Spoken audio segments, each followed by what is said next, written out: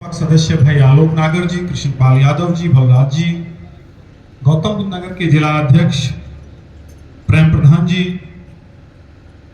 और मंच से अगर मेरे से नाम छूटे, मैं सभी सम्मानित मंच को पुनः प्रणाम करता हूं। हमारे सम्मुख आए हुए पत्रकार साथी, विभिन्न गांवों से आए हुए सम्मानित बुजुर्ग नौजवान साथी, सभी को मैं नमस्कार और प्रणाम करता हूं। साथियों, आपसे पूर्व में तमाम साथियों ने अपनी अपनी बात को अपने अपने ढंग से कहने का प्रयास किया और बहुत सारे साथियों को कुछ बातें समझ में आई होगी और एक दो कुछ साथी ऐसे भी रहे होंगे जिनको अभी करप्शन फ्री इंडिया का जो मेन उद्देश्य है, जो मेन मकसद है, वो क्या है। तो मैं बात प्रारंभ करूंगा नींव से, जमीन से, जहां से इसकी शुरुआत हुई। साथियों, ये भारत जो है, ये अखंड भारत था और अखंड भारत सिर्फ जो आज की सीमाएं हैं यहीं तक सीमित नहीं था।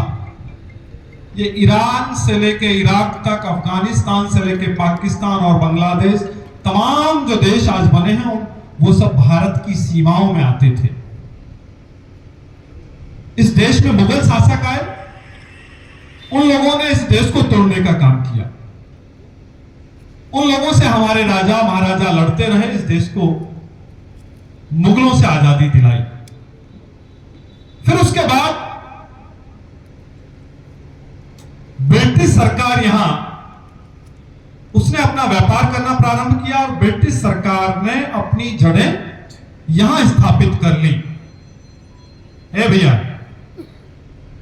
सरकार आई तो ब्रिटिश सरकार यहां व्यापार करने के नाम पे आई और वहां आकर के हमारे देश को लूटने का काम किया ब्रिटिश सरकार ने। और ब्रिटिश सरकार ने लगभग 200 वर्ष राज किया।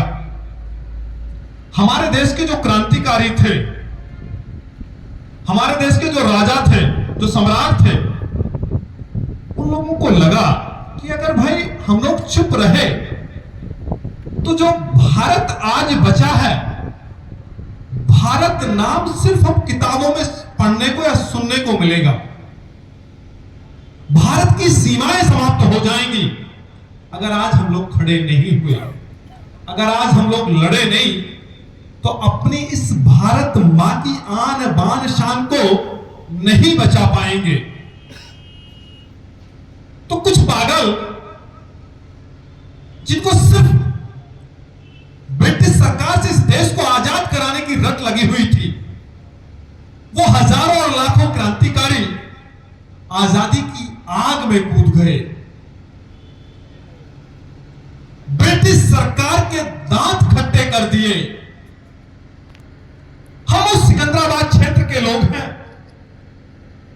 हम उस दादरी क्षेत्र के लोग हैं, हम उस जनपद बुलंदशहर के वासी हैं जिन्होंने ब्रिटिश सरकार को दादरी से बुलंदशहर की तरफ नहीं बढ़ने दिया था।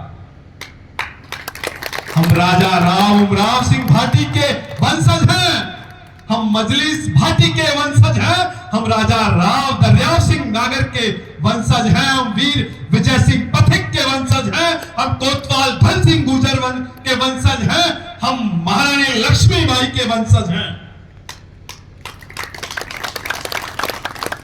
हम भूल गए कि हमारे पुरखों ने, हमारे पूर्वजों ने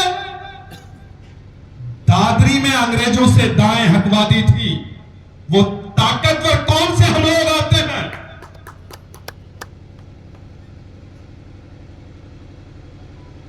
अभी लगभग 1.5 से 2 घंटे इस कार्यक्रम को हुए हैं और प्रेमराज जी बार बार कह रहे हैं कि जो बाहर गए हैं वो वापस आ जाएं। भाई प्रेमराज जी, जो गया है वो वापस नहीं आया है, चाहे वो इस सभा से जाए या इस दुनिया से जाए। जिनको सुनना है, समझना है, वो 2 घंटे नहीं, 2 दिन नहीं, 2 वर्ष नहीं, वो 200 वर्ष तक आपकी प्रतीक्षा करेंगे। आपको सुनने और समझने का प्रयास करेंगे।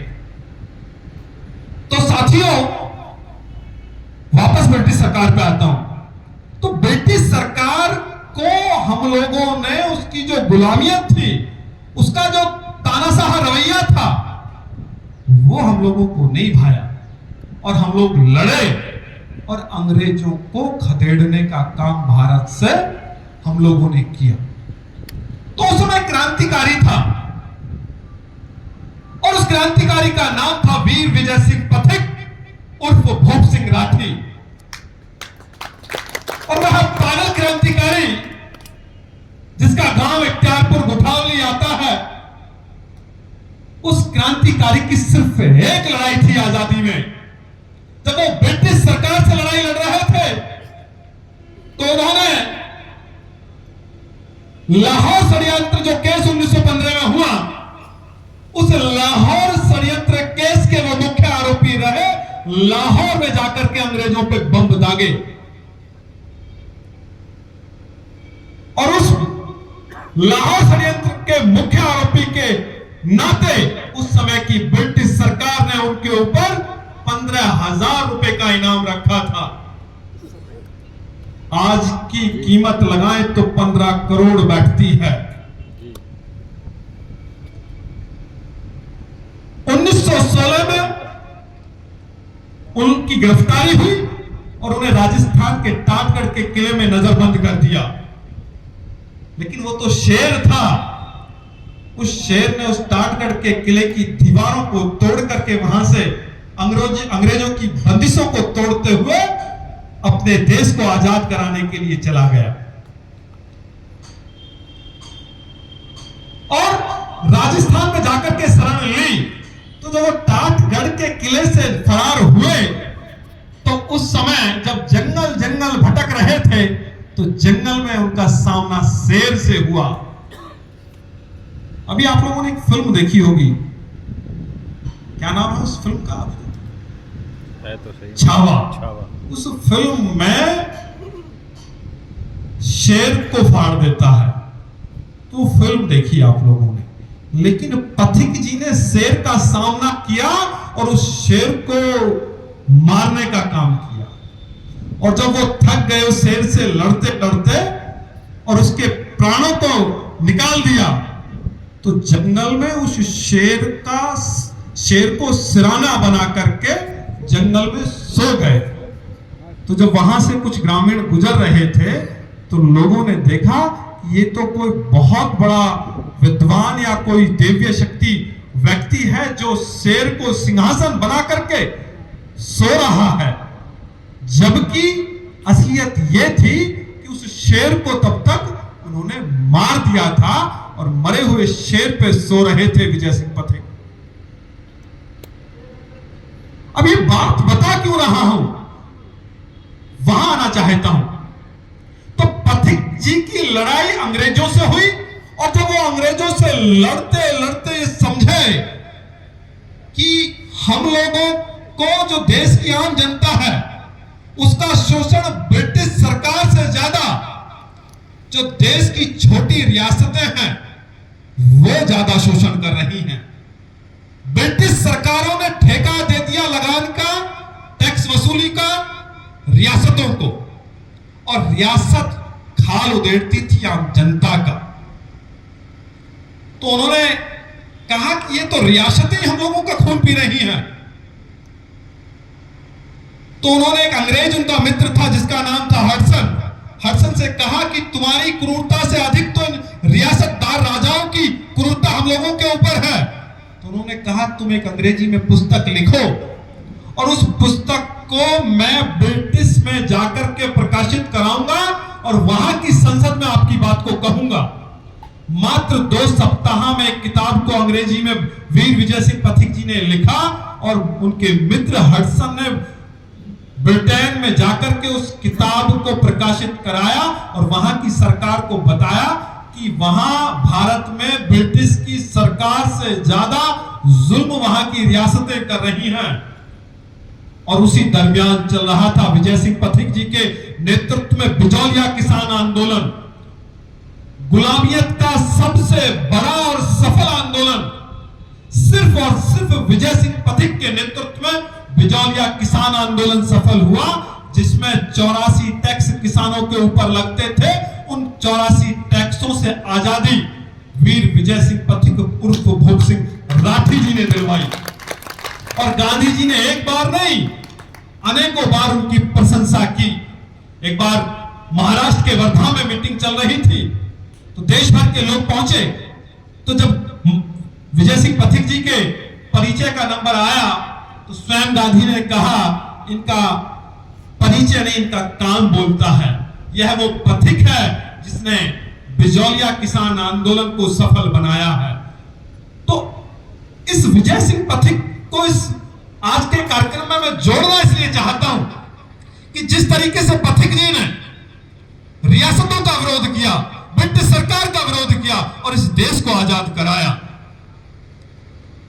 15 अगस्त 1947 को जब वो जेल से रिहा हुए और 26 जनवरी 1950 को इस देश का कानून बना और 1952 में जब पहला चुनाव हुआ, तो पथिक जी ने देखा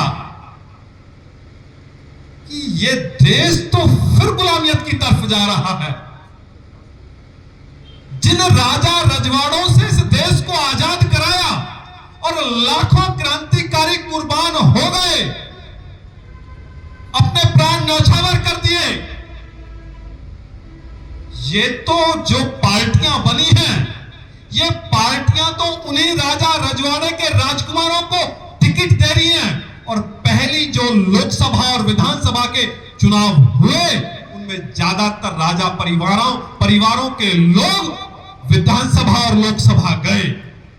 तो उन्होंने विरोध किया था कि अगर इस तरीके से ये देश चला तो इस देश को फिर हम लोग, अब तो अंग्रेजों से आजादी पा गए, लेकिन जो आगामी आजाद भारत में जो काले अंग्रेज आएंगे, जो हमारे अपने होंगे, उनसे आजादी पाना बड़ा मुश्किल बात है। तो साथियों, आज करप्शन फ्री इंडिया संगठन वीर विजय सिंह पथिक के उस विचार को लेकर के, उन लाखों क्रांतिकारियों के उन विचार को लेकर के हम लोग चल रहे हैं। जो सपना था भगत सिंह, राजगुरु सुखदेव और चंद्रशेखर आजाद, नेताजी सुभाष चंद्र बोस का, कि भारत आजाद होने के बाद भारत का अंतिम व्यक्ति, उसको भी उतना ही न्याय मिले जितना अगली पंक्ति में बैठे हुए व्यक्ति को न्याय मिले। लेकिन क्या आज इस 78 वर्ष की आजादी के बाद हम लोगों को न्याय मिल पा रहा है? जो राजनीति, जो एमएलए एमपी, जो राज्यसभा सांसद इसलिए बने कि हम लोग क्षेत्र के लोगों की सेवा करेंगे, लेकिन वो 5 वर्ष में प्रधान बनने के बाद उनकी कोठियां बननी शुरू हो जाती है। साहब, एमएलए एमपी तो बहुत बड़ी बात है। वो पैसा अमेरिका से नहीं आ रहा है, वो ब्रिटेन से नहीं आ रहा है। वो जो 5 वर्ष में जो हम लोगों के साथ लूट हो रही है, उस लूट से वो कोठियों को खड़ा कर रहे हैं, उस लूट से वो साम्राज्य को खड़ा कर रहे हैं। करप्शन फ्री इंडिया संगठन का जो मेन उद्देश्य है, वो इस तानाशाह, लापरवाह और गुंडई जो लोग जनप्रतिनिधि बनने के बाद करते हैं, उन लोगों के विरुद्ध हम लोगों का आंदोलन है। चाहे वो प्रधान है या देश का प्रधानमंत्री है। अभी भाई कृष्णपाल यादव जी ने आप लोगों को बताया कि ग्राम पंचायत आखिर है क्या? लोकसभा और विधानसभा से बड़ी अगर कोई संसद है तो वो ग्राम संसद है। आप लोगों ने कहा यार ये एमएलएमपी को ज्यादा तवज्जो देते हैं, प्रवीण भारती क्या गा रहा है? अगर आप पढ़ेंगे कानून को, अगर आप लोगों ने ग्राम सभा कानून को पढ़ा, तो ग्राम सभा कानून विधानसभा और लोकसभा से बड़ी अगर कोई सभा है तो वो ग्राम सभा है। लेकिन कोई भी पार्टी, कोई भी सरकार, कोई भी जनप्रतिनिधि ग्राम की ताकत को आगे नहीं आने देना चाहते। क्यों? अगर गांव के लोग जागरूक हो गए, गांव के लोग अपनी ताकत को पहचान गए, तो जो आज तुम्हारे पीछे लाओ लश्कर और गांव के लोग बाबूजी बाबूजी कहते हुए जो फिरते हैं, ये लोग तुम्हारे पीछे आना बंद कर देंगे। बात आई समझ में? अब ग्राम सभा की बात छिड़ी है तो थोड़ा सा ग्राम सभा पे बोलूंगा। ग्राम सभा में 6 कमेटियां होती हैं। कोई वर्तमान प्रधान बैठे हैं यहां? कहां हैं? अरे भाई जगत जी खड़े हो जाओ।